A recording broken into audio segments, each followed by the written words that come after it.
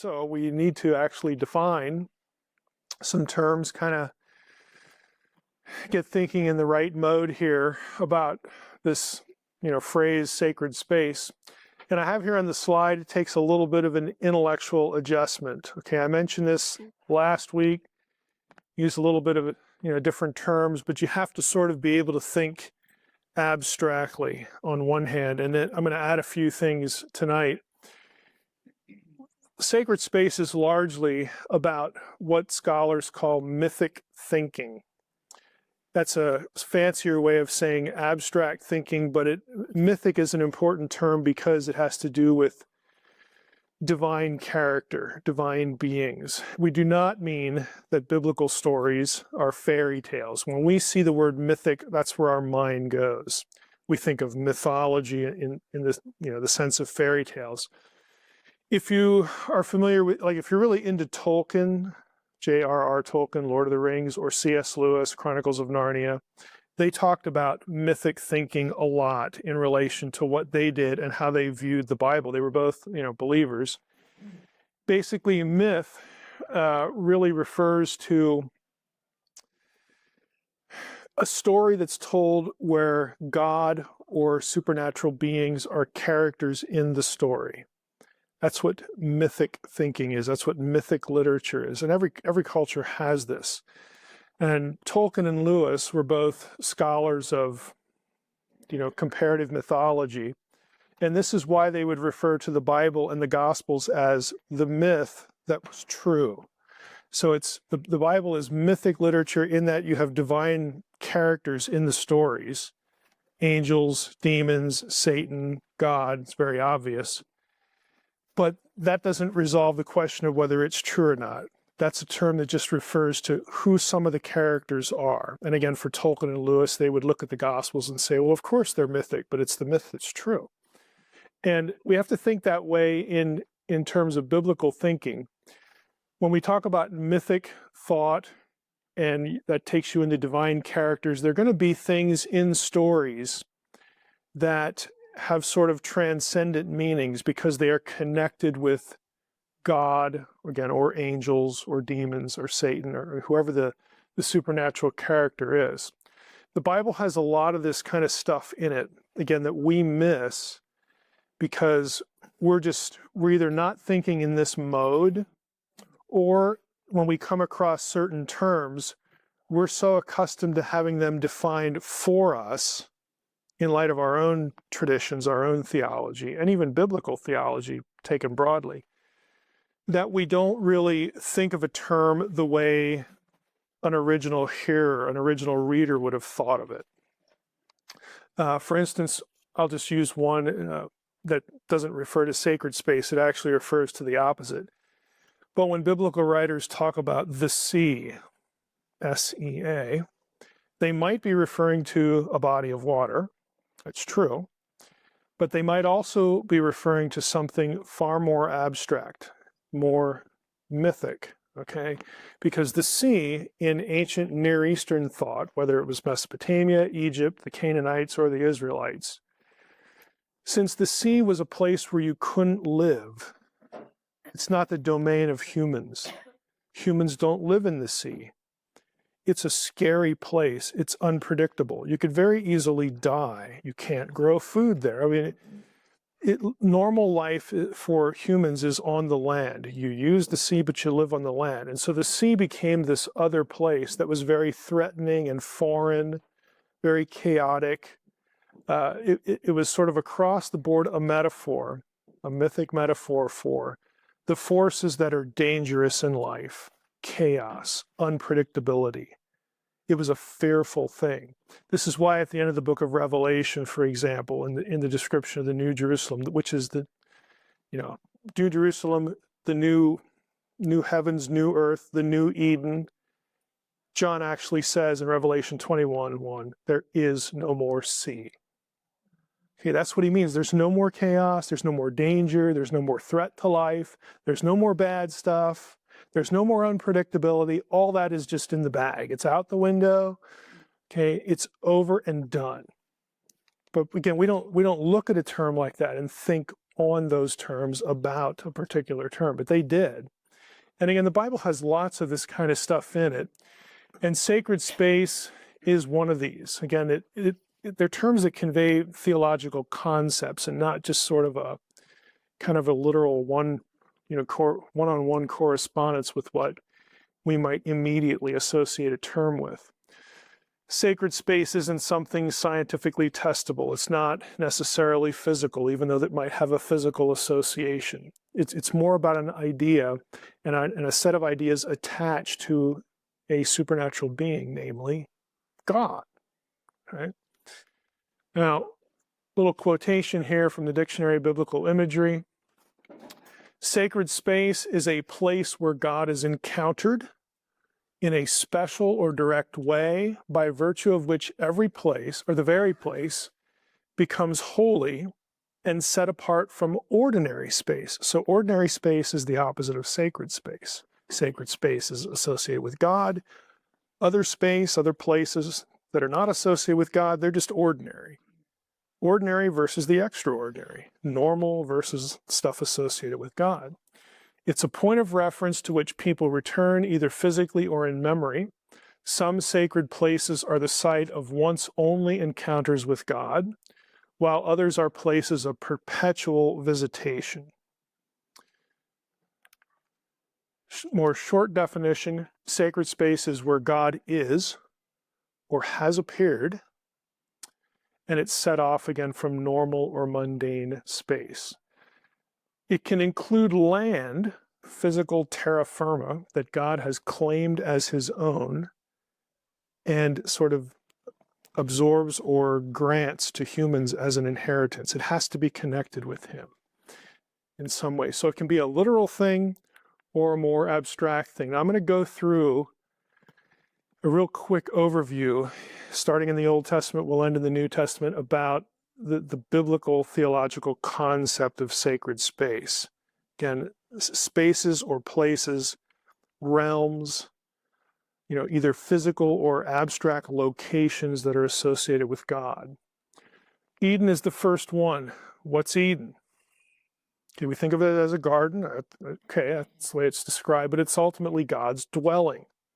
It's the place where God chose to move, to live, when he created the world. All the world is not Eden. I hope that we realize that. We're kind of taught that when we think about Eden, that's the whole world. It's this wonderful, no, it actually isn't. Eden has geography in Genesis 2. It's limited. It's a little speck, little piece of the created world. Outside Eden, there's more unpredictability. It's where God isn't. It's the place that needs to be subdued and brought under dominion. That's what the humans are tasked doing. Adam and Eve are told, be fruitful and multiply, go fill the earth, have dominion and rule over it. Well, we don't really need to do that in Eden, because Eden's already under control. Where God is, it's not out of control. Now, the humans are there to help maintain that and enjoy it, benefit from it, but they're ultimately tasked with going out into the world and making the rest of the world like this place. Okay? So Eden is where God lives. It's an analogy, in some ways, to the entire heavens and earth cosmos. God dwelt in the heavens, humanity is on earth. All right?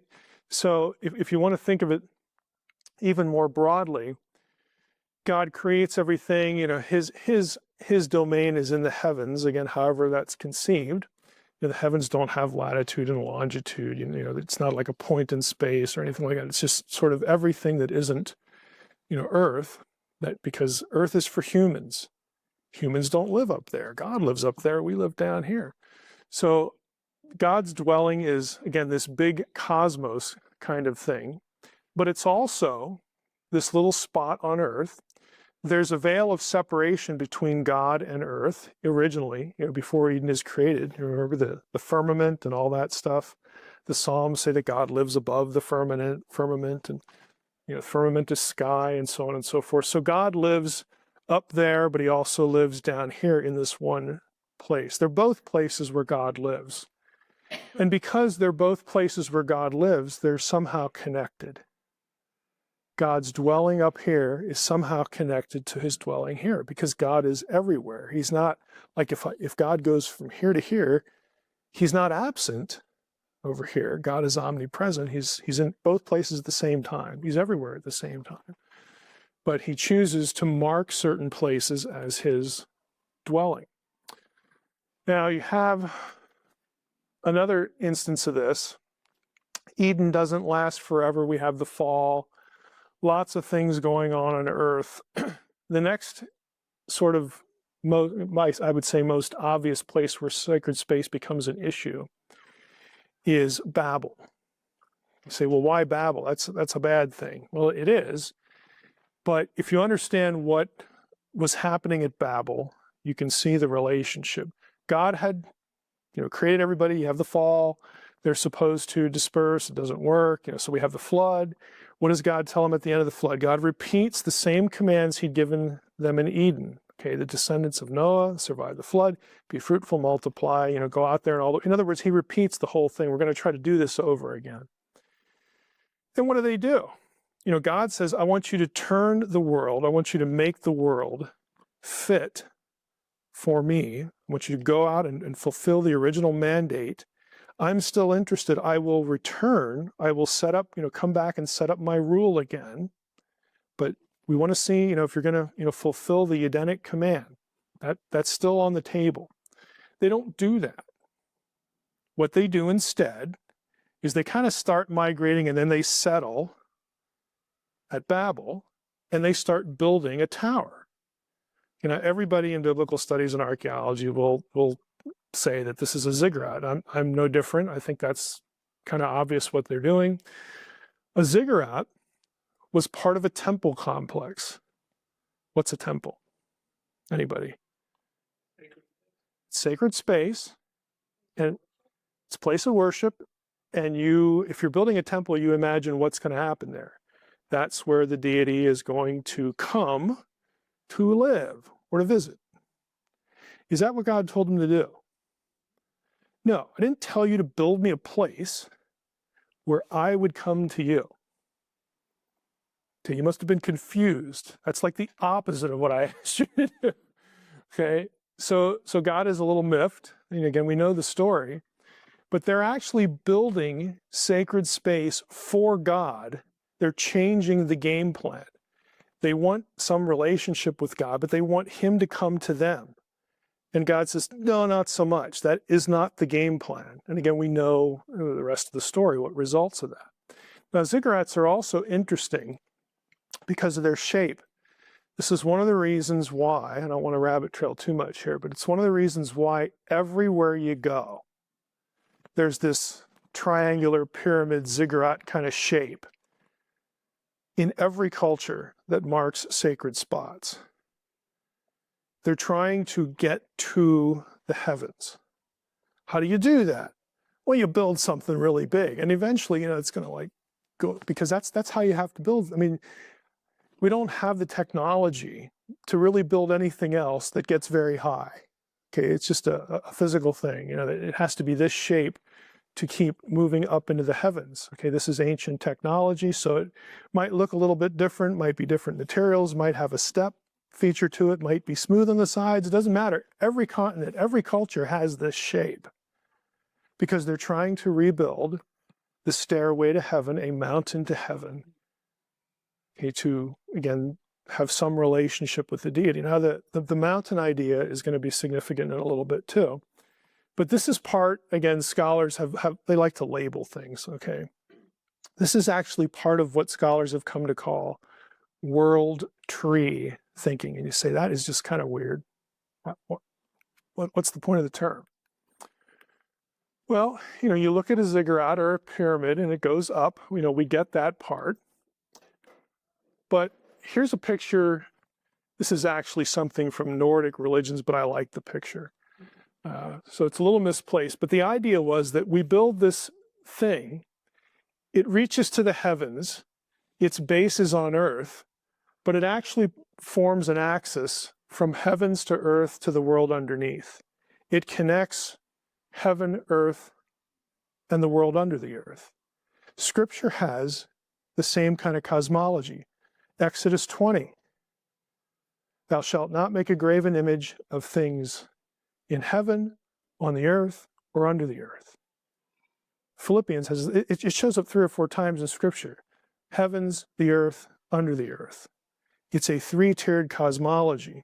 And so ancient people, would view this ziggurat, pyramid, whatever it was, as the place where the deity will come, and where the deity lives, it will sort of hold everything in balance. Everything is ordered in heaven, on earth, and under the earth. It's this pole idea, this, again, scholars call it a world tree. This is why in Ezekiel 5, Jerusalem is referred to in ways like the navel of the earth. Well, Jerusalem's not like in the very center of everything of the globe. It's just not. But in Israel, I would say, oh, yes, it is. Because Jerusalem is the place where the real deity dwells and holds everything in balance. Everything in heaven, on earth, and under the earth. Again, you have to think of this axial, this axis kind of image. It was the way they tried to express order. Okay, when God was in his temple, in his house, and he was happy and he stayed there with us, everything was right. Everything was in order. The heavens are in order. We're his people, earth is in order, and everything underneath the earth that God wants there is where it's supposed to be. And again, the place under the earth is the realm of the dead. You've got evil spirits there, all that kind of stuff. Everything was sort of, all the ducks were in a row, just vertically, think vertically. And this is the kind of thinking that, they were accustomed to. Now, there were a couple ways to express this as well on earth. One is the mountain. That's kind of the easy one to see. The other one was a garden. You will see both images for the dwelling place of God in the Bible. Eden, believe it or not, in Ezekiel 28 is called a garden, like it is in Genesis 3, but it's also called a mountain. Ezekiel 28, 13, 14, 15, 16, those verses there. Why is Eden called a mountain? Can't the writer make up his mind? Can't he tell the difference between a garden and a mountain?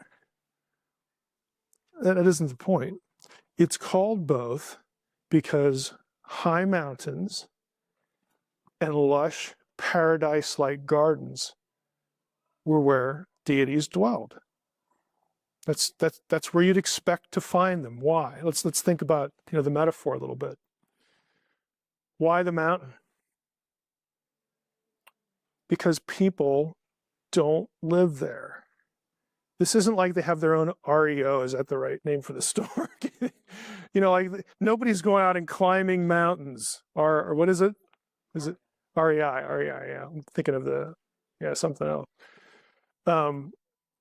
Nobody's going out in the ancient world and living on mountains. Mountains are sacred. It's because people can't get there, or they can't get very far up. Sinai is the most obvious one in the biblical tradition. But you have other ones. But Eden is also called a mountain. And the reason it is because the idea is Eden is sacred space. That's God's house. That's not for people. People aren't there. Now, God wanted people there originally, and then they sinned and they had to be cast out. And isn't it kind of interesting that when God starts making moves to restore his presence on earth, it's at a mountain. And the mountain moves. It isn't always Sinai. Sometimes it's Gibeah. Days of Solomon, he offers sacrifice there. Mount Zion is the most familiar besides Sinai. But you have a number of the Mount of Transfiguration. Why a mountain? That one's especially interesting. But it's the place you expect divine encounter because it's remote, it's inaccessible. Gardens. If you're living in an arid culture that most people barely get by, it's a subsistence kind of existence. The oasis is, of course, where you would expect to find, the gods, because that's the best place to live. It has water, never have to worry about water. It has abundance of food. It's beautiful. It's got the perfect climate. Of course, You wouldn't have, God living out there in a cave somewhere where he's got to scratch for food. And, you got a whole bunch of animals out there kind of living with him. It stinks. No, God is in an oasis. Where else would you expect him to be? He's got the best living quarters. Again, this is how the ancients were conceiving, and God's own activity in the Old Testament sort of formed the idea and also in some ways catered to it, as we'll see. But mountains and gardens are referred to as, cosmic spaces in biblical studies. After Babel, the sacred space gets localized. Again, humanity is dispersed. They're trying to, again, create a space for God, and God says, I will not be tamed. This is not what we're doing here. You don't make the rules of engagement. I do. This is not what I asked you to do, so we're not doing this. Got to learn the lesson. After the Babel incident, God turns around and calls Abraham. Where does he appear to Abraham and patriarchs? Starts in Genesis 12. Abram passed through the land of the place at Shechem to the oak of Moreh. In Hebrew, that's the oak of the teacher. At that time, the Canaanites were in the land, and the Lord appeared to Abram and said, to your offspring, I will give this land. So he built there an altar to the Lord who had appeared to him. He appears to him at a tree. This is the beginning of a theme or a motif in Scripture. Certain trees in certain places became sacred sites, sacred space. And to an Israelite, that made sense because, well, the roots of the tree go all the way down to the underworld, and the top of the tree, symbolizes connection with God. So God, appears at trees, and trees become important. You bury your dead under certain trees. Why would you do that? Because you want them to be with the Lord. That's where God is. That's where God's been appearing to the patriarchs for centuries. Of course we would bury our dead there. And you have to get with the sort of the conceptual thinking. Genesis 18, the Lord appeared to Abraham by the oaks of Mamre this time. Again, that's actually another oasis, so you actually have a garden thing going on there too. As he sat at the door of his tent in the heat of the day, again, rest yourselves under the tree. Genesis 21, Abraham planted a tamarisk tree in Beersheba and called there in the name of the Lord, the everlasting God. Why would you plant a tree and call on the Lord? It was a response in Genesis 21. God had appeared at Beersheba. So what does Abraham do? He plants a tree. This is now the sanctuary. Trees mark sanctuary spots. They mark sacred space.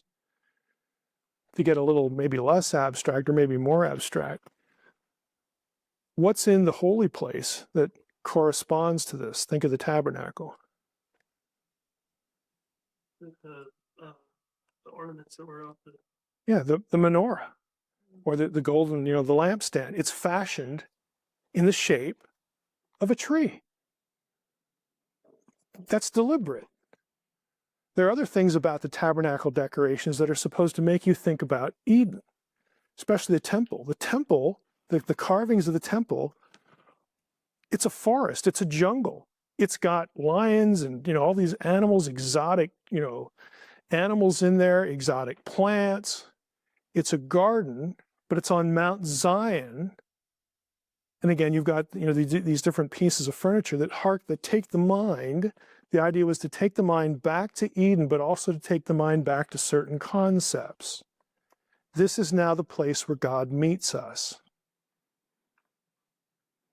You can even, we could even talk about the vine and the branches here in the New Testament. I mean, the imagery has a certain appeal because it harkens back to certain things in the Old Testament that are associated with divine presence, divine encounter.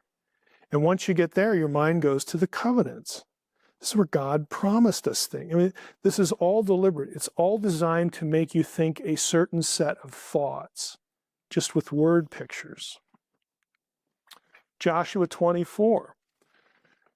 Yeah, we mentioned the tabernacle a little bit. We're skipping around here a little bit. Here we have Joshua makes a covenant with the people that day and put in place statutes and rules for them at Shechem. Joshua wrote these words in the book of the law of God. He took a large stone and set it up under the terebinth. It's another kind of tree. That was by the sanctuary of the Lord. Wow! Who would have thought that there would be a tree by the sanctuary? Well, the answer is everybody would have thought that. That's what you do.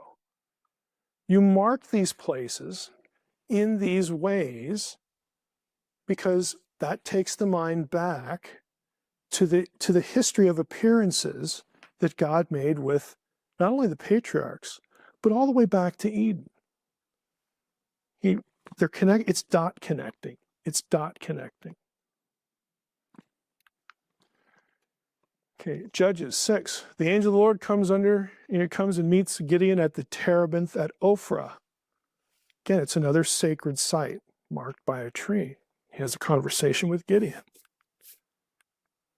Come on. Sinai. Let's talk about Sinai a little bit. Here we get mountains. But of course, where does God initially meet Moses? The burning bush. Okay, bush, another plant, a little tree, but it's a tree. Okay? Sinai, again, this is from Dictionary of Biblical Imagery. Second sacred space in salvation history, and the big one, is Mount Sinai, the place where God meets face to face with Moses and gives him the law. The sanctity of the place itself is such that before Moses ascends the mountain, the people undergo a ritual purification for 3 days. There you have the purity-impurity thing going on. The people are prohibited upon penalty of death from even touching the border of the mountain. Now I have a cross-reference here to Exodus 24. Anybody know? You win a gold star for the day if you know what happens in Exodus 24, 9 through 11. I'll give you a hint. It's a meal. That's the passage where you get the law at Exodus 20, Exodus 19, they're preparing the mountain. They got to purify themselves to have the covenant ceremony. Exodus 20 is where they get the tablets of stone. And after they do the ritual there to enact the covenant, Moses and Aaron and 70, again, an interesting number, 70 of the elders go up Mount Sinai and they have a meal with God. It actually says, and they saw the God of Israel. And under his feet, and it describes, the brilliant appearance, of the courtyard, and there's God's house. God invites them over for a meal on the mountain. Well, of course it's on the mountain, because that's where God lives. And again, the meal, they're having this grand feast in the middle of nowhere. If you've ever seen the candidates for Sinai, you don't really scrounge up a big meal there. Okay, you're just kind of out in the middle of nowhere. But where God is, there is abundance. Lots to eat. Because he has the best place. Tabernacle and sacred space. We'll go back to tabernacle. That Yahweh dwelled in a tent before the construction of the temple, much later during the time of Solomon, is important for marking sacred space. So we've got trees, we've got mountains, we've got gardens. Let's talk a little bit about tent structures. The tabernacle is the tent, Mishkan, which literally means dwelling place. This was the place where Yahweh would cause his name, his presence to dwell. As the divine abode, the tabernacle was also analogous to Eden. Like Eden, the tabernacle was cosmic in conception, the place where heaven and earth met, a veritable microcosm of the Edenic creation where God first dwelt on earth. There are many connections, again, between Eden and the tabernacle. Some of them are wrapped up in Hebrew vocabulary. You have the menorah, which we've mentioned, the tree of life, described with the vocabulary of a tree and the appearance of a tree in Exodus 25. Again, these aren't accidents. Cherubim, you can see them back in Eden, Genesis 3, Exodus 25. Eden was a garden to the east. When you had the tabernacle, because it was mobile on the way to the promised land, when they would camp in a certain order. The tabernacle would face east. The temple is going to face east. It's not an arbitrary set of directions. It's to make you think of the garden to the east. It's looking to that place conceptually. There's gold in there in the tabernacle, onyx stones. Again, that's part of the description of Eden. The tent dwelling itself, again, it would have spoken a lot to ancient Israelites, because in other cultures, you would have deities dwell in tents. Why? Because it was a patriarchal culture. If you were the big honcho, the sheik, the chief, whatever you want to call him, if you were living in this environment, the kind of environment that the tabernacle was, designed to not withstand, but just it was the kind of thing you had to make because you had a journey to make with it. Your leader would live in a tent. Even when you had settled cities in Egypt and Mesopotamia, there were certain festivals at the time of the year that they would actually erect tents on the top of ziggurats or inside temples. It was just it was part of the trappings of divinity, and depending on how you designed it, of royalty as well. This would have been a familiar, sort of pattern. Moses was actually told to construct the tabernacle and its equipment according to the pattern shown to him by Yahweh on the mountain. And again, some of the cross references here, you can get the slides from the website or my site. You actually have God dwelling in a tent in other scenes, in other contexts. Again, the idea was this is where God is supposed to dwell. This is where even, kings, depending on what part of the house, would dwell. The patriarch dwells there. It's the head honcho. This is again how to describe that. In Jesus, I don't think I have this verse at the end, but the passage at John, I think it's 14. In my Father's house are many mansions. You may have heard that the better translation of that, and it is better, is in my Father's tent. Tent dwelling are many rooms. It's a patriarchal image that goes back to the Old Testament. And it's even better than being sort of everyone say it's better. It has the same effect, because if you read through your Old Testament carefully, they had these huge families, everybody kind of lives together. What they would do is they would just, section off part of the tent or add to the tent, and everybody lives under the same roof, so to speak, under the same tent in different sections. That's what it's talking about. Everybody had their quarters. And again, the leader's quarters were not your quarters. You don't come in there. They're special. They're his. But he's sharing his living space with you. And so the metaphor is that God is sharing his living space with us, with you. And it's communicated by the garden, by the mountain, and the elders go up there. The tent, the temple itself. These are familiar terms, again, to the Israelites.